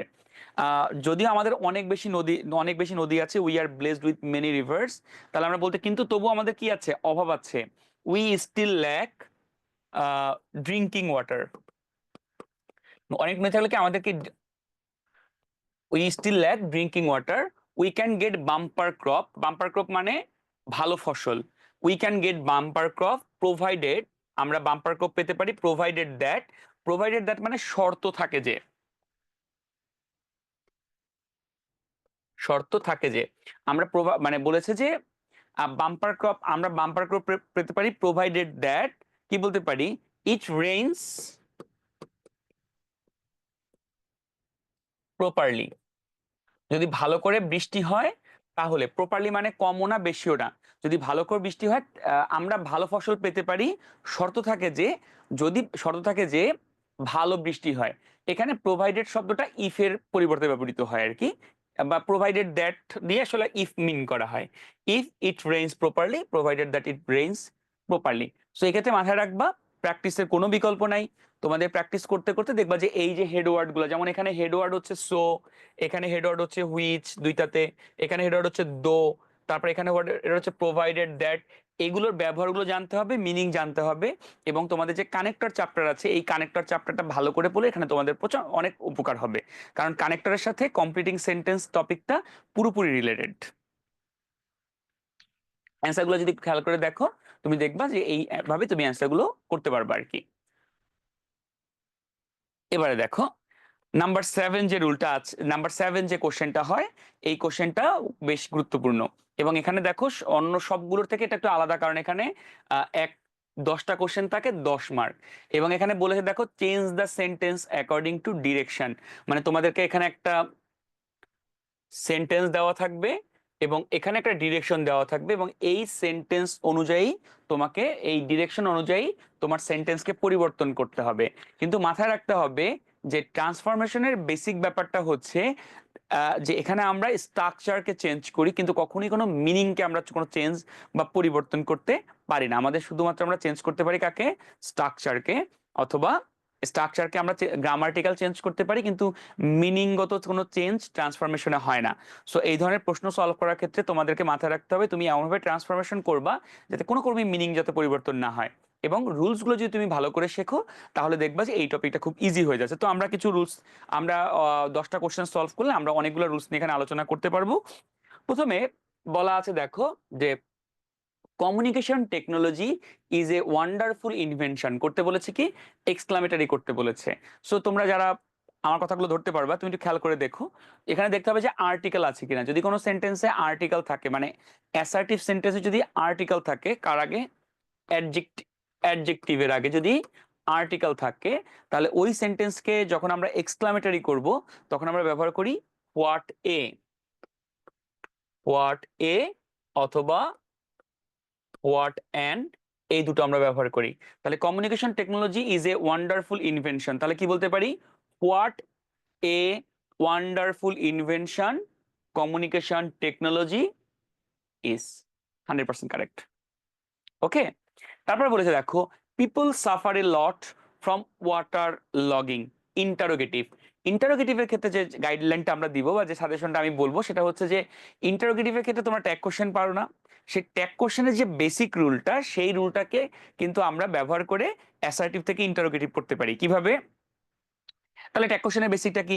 যদি কোনো সেন্টেন্স হয় অ্যাফার্মেটিভ তার ট্যাগ কোশ্চেনটা হয় নেগেটিভ, যদি কোনো সেন্টেন্স হয় নেগেটিভ তার ট্যাগ কোশ্চেনটা হয় অ্যাফার্মেটিভ। এই সেম ভাবে আমরা যদি কোনো সেন্টেন্স হয় অ্যাফার্মেটিভ তার ইন্টারোগেটিভটা হবে নেগেটিভ, যদি কোনো সেন্টেন্স হয় নেগেটিভ তার ইন্টারোগেটিভটা হবে অ্যাফার্মেটিভ। ওকে, কিভাবে সেটা দেখো, people suffer a lot from water logging, interrogative কি করব? যেহেতু ভার্ব নাই আমরা এখানে জাস্ট শুধুমাত্র ব্যবহার করব ডোন্ট পিপল, শেষ। তাহলে কি হবে? Don't people suffer a lot from water logging and, ভুলে চলবে না, কোশ্চেন মার্ক, কারেক্ট অ্যান্সার হবে। এরপর খেয়াল করে দেখো the city dwellers are now worst victims, complex করতে হবে। তো কমপ্লেক্স করার জন্য তোমাদের কি করতে হবে? তোমাদেরকে ক্লজ মার্কার আনতে হবে। ক্লজ মার্কার কারা? দুনিয়ার সকল ডাব্লিউএইচ ওয়ার্ড ক্লজ মার্কার, এছাড়া বিফোর, আফটার, সিন্স, অ্যাজ, দো, অল দো, ইভেন দো, এগুলোকে আমরা ক্লজ মার্কার বলি। এই জিনিসগুলো আনলে তোমার সেন্টেন্সটা কি হয়ে যাবে? কমপ্লেক্স হয়ে যাবে। মিনিংটা ঠিক রাখতে হবে। কিভাবে দেখো, the city dwellers dash are worst victim. এখন দেখো সিটি ডুয়েলার্স বলতে কি বোঝায়? ডুয়েলার্স মানে যারা বসবাস করে। তাহলে আমরা বলতে পারি the people who dwells in the city বা the people who lives in the city. আমরা ডুয়েলস বলাটাই বেটার, কারণ ডুয়েলস শব্দটা এখানে আছে। The people who dwells in the city are the worst victim, শেষ, কমপ্লেক্স হয়ে গেল। হু টানলি কমপ্লেক্স হয়ে গেছে। এবার তুমি মিনিংটা মিলাবা। There are innumerous aims for man and woman, negative কি হতে পারে? আচ্ছা, তাহলে আমরা বলতে পারি নেগেটিভ কি বলতে পারি? দেখো নিউমেরাস, নিউমেরাসের অপোজিট কি? ইনটা কাট কেটে দাও। ইননিউমেরাসের অপোজিট ওয়ার্ডটা কি? নিউমেরাস। তুমি আচ্ছা, তুমি যদি এখানে তুমি নো বসায় দাও তাহলে অ্যান্সার হয়ে যাবে। There are no numerous aim for man and women, negative হয়ে গেল, মিনিংটাও সেম আছে। An over ambitious man tries to fulfill his aim by hook and by crook, তাহলে দেখো এখানে সাবজেক্ট কে? an over ambitious man, verb কি? tries, object কি? his aim, আর কি আছে? টু ফুলফিল বাই হুক আর বাই ক্রুক। তো একটা যে প্যাসিভ করবো, আমরা প্যাসিভের তো বেসিকটা জানি, অবজেক্টকে আমরা সাবজেক্টের জায়গায় আনবো, ভার্বকে প্যাসিভ করব, বাই যুক্ত করব, সাবজেক্টকে আমরা অবজেক্টের জায়গায় নিব, তারপর আমরা অ্যাডভার্ব গুলা দিব। তাহলে কি হতে পারে? His aims are tried to fulfil by hook আর by crook by an over ambitious man, শেষ, প্যাসিভ হয়ে গেল। ওকে, সো অ্যাক্টিভ প্যাসিভের এই নিয়মগুলো তোমাদের একটু দেখতে হবে। তাহলে আমরা দেখতে পাচ্ছি যে আসলে অনেকগুলো টপিক থেকে আসে এখানে প্রশ্ন। তার মধ্যে একটা হলো এই যে ভয়েস চেঞ্জ আমরা দেখছি। তারপর বলেছে দেখো no other education is as necessary as the education on the internet, comparative করতে হবে। তাহলে আমরা বলতে পারি যদি কোনো সেন্টেন্সে নো আদার থাকে তাহলে ব্যবহার করা হয় এনি আদার, কম্পারেটিভ করতে। মুখস্থ রাখতে হবে এগুলো। নো আদার থাকলে কি হয়? Any other. যে আমরা যখন পজিটিভ, কম্পারেটিভ, সুপারলেটিভের এই জিনিসগুলো খেয়াল করবো আমাদের মুখস্থ রাখতে হবে। নো আদার থাকলে কি হবে? Any other. তাহলে আমরা বলতে পারি যে এডুকেশন দেখো মিনিংটা কি বলেছে, no other education is as necessary as the education on the internet. মানে কোনো শিক্ষাই এত গুরুত্বপূর্ণ না, যেটা গুরুত্বপূর্ণ হচ্ছে ইন্টারনেটের উপর শিক্ষা। তাহলে আমরা কি বলতে পারি, the education on the internet মানে ইন্টারনেটের উপর শিক্ষা ইজ অ্যাজ নেসেসারি, অ্যাজ বাদ দিতে হবে, তাহলে কি বলতে হবে, ইজ কম্পারেটিভে কি ব্যবহার করবো, নেসেসারির more necessary than any other education, than any other education, এবং কারেক্ট অ্যান্সার হবে। দেখো তারপরে খেয়াল করে দেখো, so we should know the use of internet in daily life. So passive কি হবে, সাবজেক্ট কি এখানে উই, ভার্ব কি শুড নো, অবজেক্ট কি the use of the internet, তাহলে কি হবে, the use of the internet in our daily life should be know, মানে কি বলবো আমরা, should be known by us. The use of the internet should be known by us. এরপর দেখো বলেছে what a pitiable condition it is. দেখো যেহেতু হোয়াটে আছে, তাহলে আমরা যদি কোনো সেন্টেন্সে, আমরা কিভাবে বলেছিলাম, যদি আর্টিকেল থাকে তাহলে আমরা ব্যবহার করবো হোয়াটে বা অ্যান, আর্টিকেল না থাকলে আমরা ব্যবহার করব how. So what a pitiable condition it is, এটাকে অ্যাসার্টিভ কিভাবে করব, it is a very pitiable condition, assertive হয়ে গেল।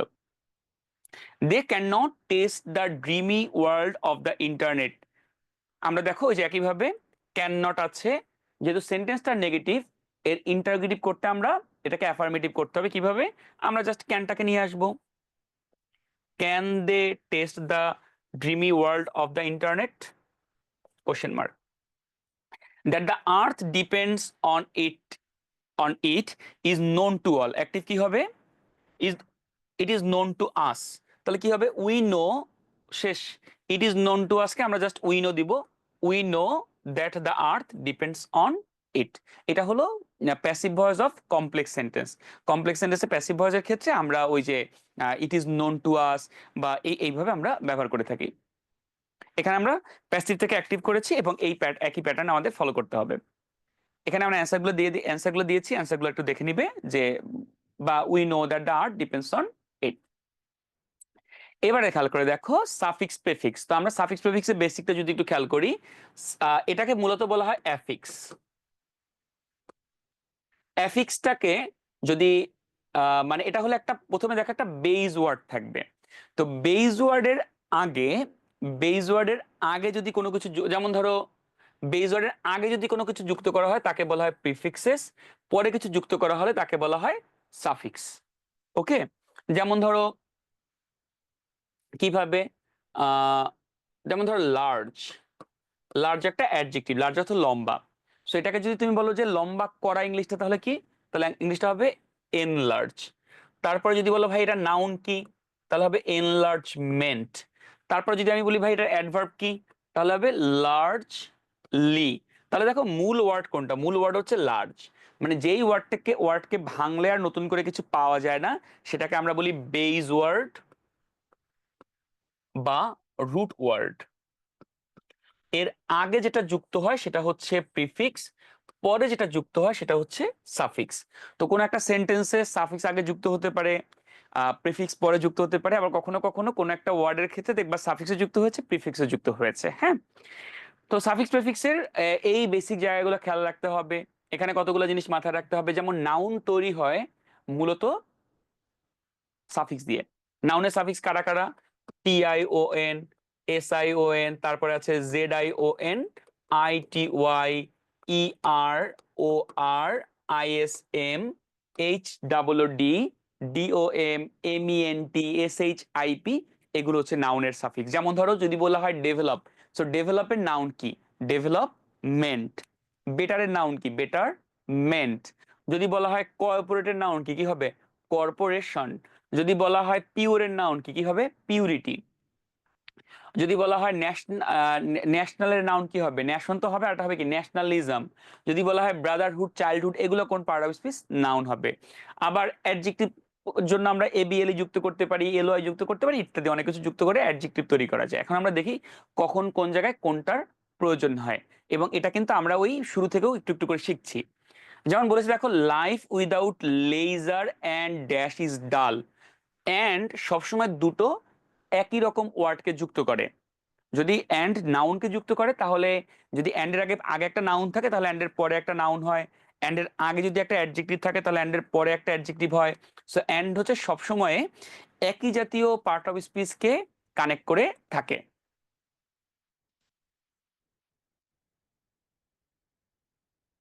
নাউন, একই জাতীয় নাউনকে যুক্ত কানেক্ট করে থাকে।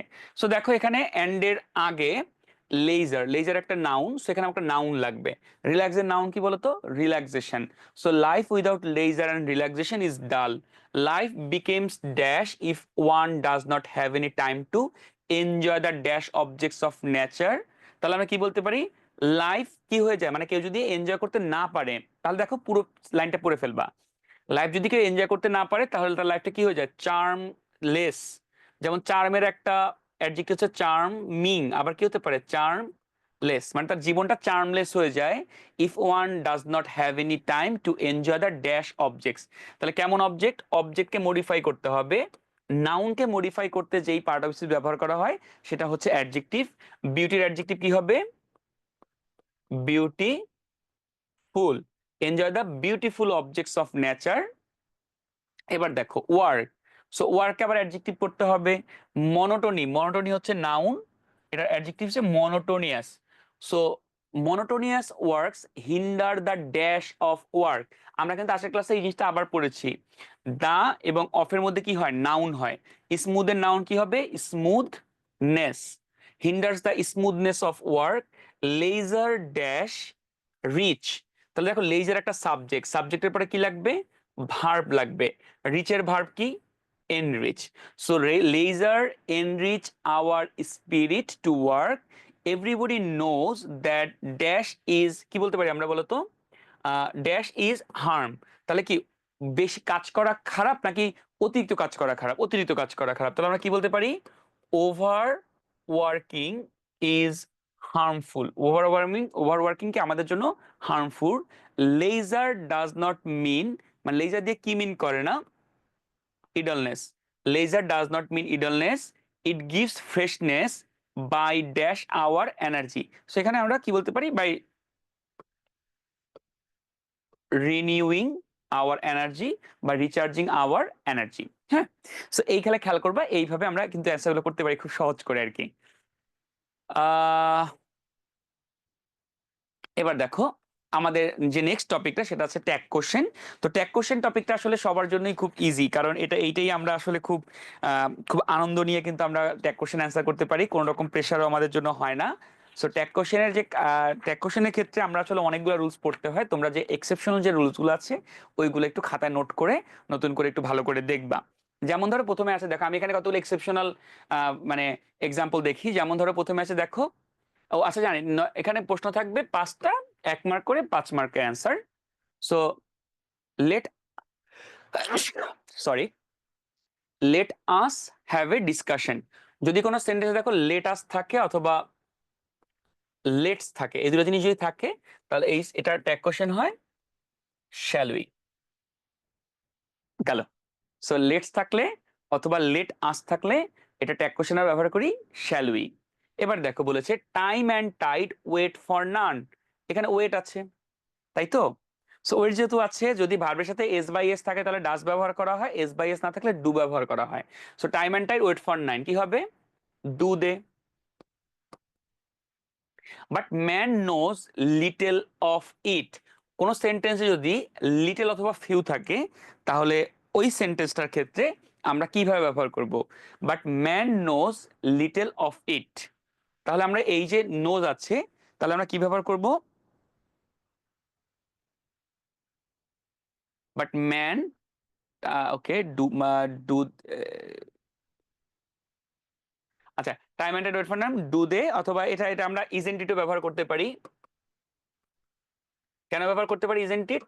কারণ ইজেন্ট ইট ব্যবহার করতে পারি কারণ এটা একটা প্রবাদ, প্রবাদের ক্ষেত্রে আমরা ইজেন্ট ইট ব্যবহার করতে পারি, সেটা যে প্রবাদই হোক। তারপর বলছে none can prosper in life without utilising time, তাই তো?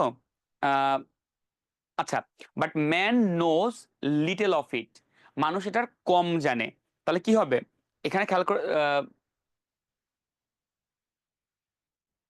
কি ব্যবহার করতে পারি? Don't he, don't we. তারপর বলতে পারি কি, নান can prosper in life without utilising time. এখানে দেখো এই নান থাকার কারণে এটা নেগেটিভ, সো ক্যান যেহেতু আছে তাহলে কি হবে, ক্যান দে।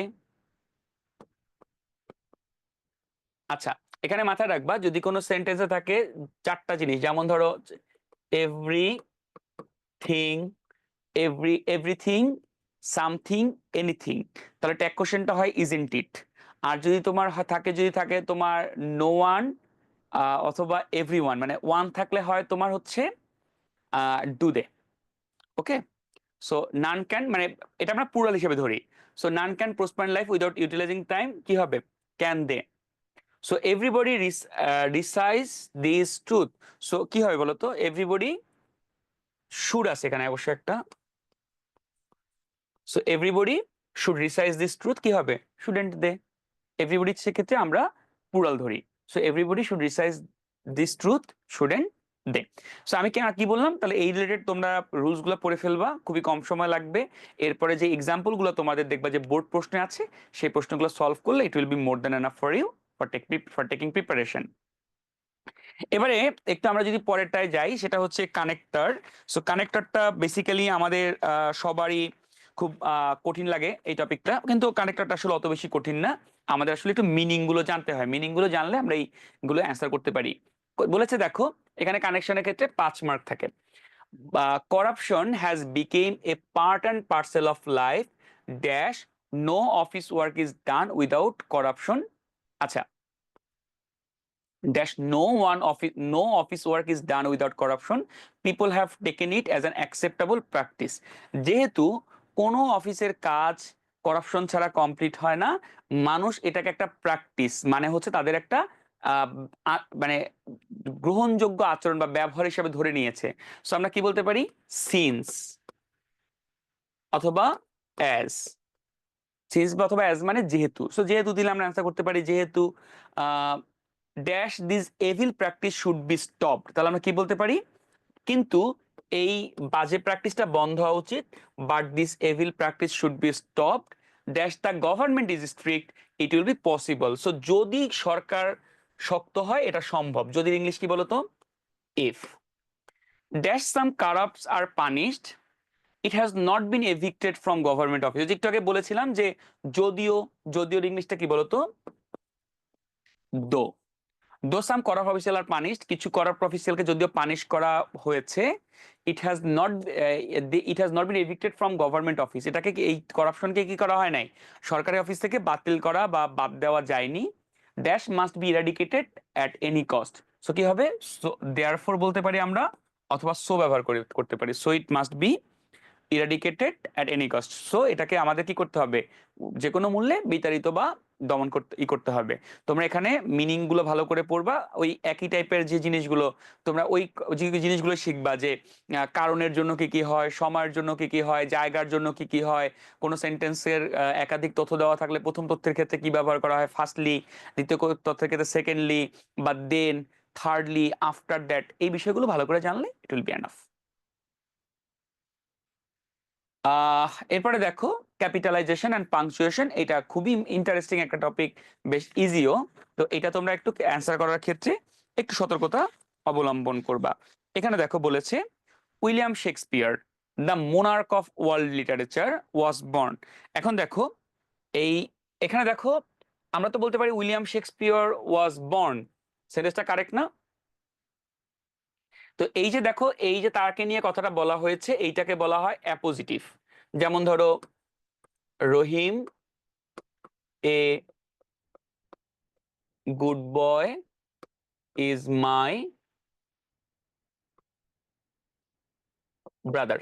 তো দেখো এই যে Rahim the monarch, sorry William Shakespeare the monarch of world লিটারেচারটা উইলিয়াম শেক্সপিয়ারকে নিয়ে বলা হয়েছে, আমাদের এখানে আগে পরে কমা দিতে হয়, এটাকে অ্যাপোজিটিভ বলে।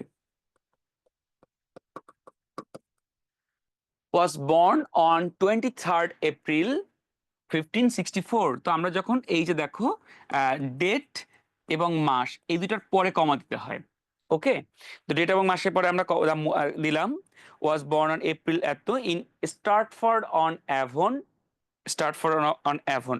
তো তার যে এই যে জায়গাটা এখানে আমাদের শেষ করতে হবে, কি দিতে হবে, ফুল স্টপ দিতে হবে। হিজ মাদার, সেন্টেন্স তৈরি করতে বড় সেন্টেন্স, নতুন সেন্টেন্স তৈরি করার সময় প্রথম অক্ষর বড় হাতের হয়। His mother was Mary Warden, his mother was Mary Warden and his father was John Shakespeare. তো দেখো এখানে আসলে ম্যারি বড় হাতের এম হবে, বড় হাতের W, Warden and his father was John Shakespeare. তারপর কি হবে দেখো, আবার সেন্টেন্স প্রথম he was not much, much তো বড় হাতের হবে না, ছোট হাতের হবে, much educated but he had little knowledge of grammar, এবং এখানে তোমরা ফুল স্টপটা দিয়ে দিবা, শেষ। তো এটা ইনশাল্লাহ আমরা এগুলো আসলে পারবো পরীক্ষায়। তোমাদের যে কোনো প্রশ্ন থাকলে সেই প্রশ্ন আমাকে অবশ্যই জিজ্ঞেস করবা। এছাড়া দেখো যে কম্পোজিশন পার্ট আছে, এখানে আমাদের 40 মার্ক থাকে, 4টা প্রশ্ন থাকে। একটা হচ্ছে সিভি, সিভিতে 8 মার্ক থাকে। এছাড়া আছে ইনফর্মাল লেটার অথবা ইমেল, 10 মার্ক থাকে। প্যারাগ্রাফের জন্য 10 মার্ক থাকে, কম্পোজিশনের জন্য 12 মার্ক থাকে। তো আমরা একটু প্রত্যেকটা নিয়ে আলোচনা করি। প্রথমত হচ্ছে যে বলেছে দেখো 12 নম্বরের একটা কোশ্চেন, যে সাপোজ ইউ আর রাশেদ অথবা Rashed Ahmed or Rasheda Ahmed and after graduation you have completed a course on computer, you have seen a vacancy advertisement for the post of computer operator in an organization, now write a CV with a cover letter for the post। 8 মার্কের জন্য answer করতে হবে। তাহলে তোমাকে CV with cover letter. তো সিভির ক্ষেত্রে তোমরা কি করবা, নেম, অ্যাড্রেস, ফোন, ইমেল, এই জিনিসগুলো থাকতে হবে, অবজেক্টিভ থাকতে হবে, এডুকেশন থাকতে হবে, এছাড়া স্কিল থাকতে হবে, সার্টিফিকেশন থাকতে হবে। আমি যে পয়েন্টগুলো মার্ক করে দিচ্ছি এই পয়েন্টগুলো তোমরা একটু খাতায় নোট করে নাও, এগুলো তোমাদের অবশ্যই উল্লেখ থাকতে হবে। এরপরে দেখো কভার লেটারের ক্ষেত্রে এই যে আবার সেম ভাবে নাম, যেখানে বাসা, তারপর ইমেইল, ডেট দিয়ে যার কাছে এইটা মানে পাঠানো হবে তার নাম, তারপর তার কোম্পানির নাম, এটা দিয়ে আমরা লিখতে পারি। তারপরে এই যে একটা সিভি, একটা কভার লেটারের এখানে একটা প্যাটার্ন দেওয়া আছে, এই প্যাটার্নটা তোমরা এই প্যাটার্নটা খেয়াল করবা, এবং এই প্যাটার্নে লিখলে ইনশাল্লাহ খুব ভালো একটা মার্ক পাবে। তারপর বলেছে suppose you are Zuber of Demra model school, there is no literary club in your school, now write an application to your headmaster for organising literary club. এটা খুবই কমন একটা 10 মার্কের একটা অ্যাপ্লিকেশন থাকে, এবং এক্ষেত্রে যেটা করতে হয়, এগুলো অ্যাপ্লিকেশন লেখার প্যাটার্ন আমরা সবাই জানি। তোমাদের কোনো প্রশ্ন থাকলে তোমরা অবশ্যই সেটা প্রশ্ন করবা। এখানে ডেট থাকতে হবে, তারপরে টু দ্য হেডমাস্টার, স্কুলের নাম, যোগাযোগ, এটা সাবজেক্টটা সবসময় লিখতে হবে। এরপরে বডিটা দিয়ে এই যে যেই প্যাটার্নে দেওয়া থাকে এই প্যাটার্নটা ফলো করে ইনশাল্লাহ তোমরা লিখতে পারবা। এবং তোমরা গত এই বছর যে ক্যাডেট কলেজ এবং অন্যান্য ভালো কলেজ স্কুলগুলোতে যে প্রশ্নগুলো এসেছে সেই প্রশ্নগুলো তোমরা এখান থেকে একবার চোখ বুলালেই হবে, এবং পুরো প্যাটার্নটা যদি মনে থাকে তোমরা ফ্রি হ্যান্ড রাইটিংটা খুব সহজে লিখতে পারবা। প্যারাগ্রাফ নিয়ে আমরা আগের লেকচারে অনেকগুলো কথা বলেছি, এই লেকচারে আমরা আবার বলছি প্যারাগ্রাফের যে প্যারাগ্রাফগুলো তোমরা একটু বাসায় পড়ার চেষ্টা করবা। যেমন ধরো অ্যাডভান্সমেন্ট অফ মডার্ন সায়েন্স, তো এটা তুমি বানায় লিখতে পারবা, কারণ তোমার নলেজ আছে যে মানব কল্যাণে বিজ্ঞান, বিজ্ঞানের উন্নতি। কিন্তু যদি তুমি প্যারাগ্রাফটা একটু ভালো করে পড়ে নাও তাহলে দেখবে এটা তোমার জন্য অ্যান্সার করা অনেক বেশি ইজি হচ্ছে, কারণ তখন তুমি নতুন করে তথ্য জানবে, নতুন করে ইনফরমেশন জানবে, নতুন করে ভোকাবুলারি জানবে, এবং গ্রামার যে প্যাটার্নটা সেই প্যাটার্নটাও কিছুটা উন্নতি হবে যদি তোমরা এই প্যারাগ্রাফগুলো আগে থেকে পড়া থাকে। নতুন করে পড়া থাকে, নতুন করে মানে আগে থেকে যদি পড়া থাকে তাহলে বানায় লেখাটা অনেক ক্ষেত্রে কিন্তু কিছুটাই ডিফিকাল্ট, অনেক ক্ষেত্রে ডিফিকাল্ট হয়ে যায়। তো প্যারাগ্রাফের ক্ষেত্রে খুব বেশি বড় করার দরকার নাই, তোমরা যদি 10 বা 12 লাইন একটা প্যারাগ্রাফ লেখো that will be more than enough. পেজের ক্ষেত্রে 1.5 page 2 page it will be, এটা it is very fine. But মাথায় রাখবা যেহেতু ফার্স্ট পেপারে প্রশ্ন বলা থাকে, সো প্যারাগ্রাফের প্যাটার্ন থাকে অ্যান্সার করার ক্ষেত্রে, সেকেন্ড পেপারে যেহেতু থাকে না, সো তোমরা এমনভাবে প্যারাগ্রাফটা লিখবে যাতে করে ওই সবগুলো অ্যান্সার, মানে অ্যান্সারগুলো উল্লেখ না থাকলেও তোমাকে যেন অ্যান্সার তোমার প্যারাগ্রাফের মধ্যে থাকে আর কি। আবার কম্পোজিশনের ক্ষেত্রে মাথায় রাখবা, কম্পোজিশনের ক্ষেত্রে খুব বেশি বড় করার প্রয়োজন পড়ে না। ওই টপিকগুলোর ক্ষেত্রে আমরা যে মানে মানে প্রত্যেকটা প্যারার জন্য আমরা যদি যেভাবে যে যে টপিকগুলোতে লিখবো ওইগুলো আমাদের মাথায় রাখতে হবে, প্যারা করে লিখতে হবে। তো এই এই আর কি ব্যাপার। যেমন ধরো বেলা বলা আছে যে ভ্যালু, মানে টাইম ইজ ভ্যালুয়েবল, তাহলে আমরা ভ্যালু অফ টাইম নিয়ে একটা প্যারাগ্রাফ লিখতে বলা হয়েছে। সো ভ্যালু অফ টাইমের ক্ষেত্রে তোমাকে মাথায় রাখতে হবে যে টাইম কেন গুরুত্বপূর্ণ, তারপরে টাইমের প্রপার টাইমের ইউজটা আমরা কিভাবে করতে পারি। তারপরে এই জায়গা মানে এক একটা, মানে প্রথমত টাইম, ভ্যালু অফ টাইমের ডেফিনেশন, এবং এটা আমরা ব্যবহার করব প্রথম প্যারায়। সেকেন্ড প্যারাতে আমরা হচ্ছে কেন গুরুত্বপূর্ণ, টাইম, ভ্যালু অফ টাইমটাকে আমরা কিভাবে এস্টাবলিশ করতে পারি, কিভাবে আমরা টাইমের ওয়েস্টটা কমাতে পারি, এই ভ্যালু অফ টাইমটা কিভাবে গুরুত্বপূর্ণ ভূমিকা রাখে আমাদের লাইফে, সময়কে ভ্যালু না দিলে আমাদের জীবনে কি কি ভয়াবহ হতে পারে, এটা লিখে আমরা কিন্তু এই প্রত্যেকটা জিনিস, প্রত্যেকটা বিষয় সম্পর্কে আমরা এক একটা যদি প্যারায় লিখি, আমরা খুব সুন্দর একটা কম্পোজিশন লিখতে পারবো। আমাদের আজকের ক্লাস এ পর্যন্তই। সবাই ভালো থেকো, সুস্থ থেকো, আল্লাহ হাফিজ।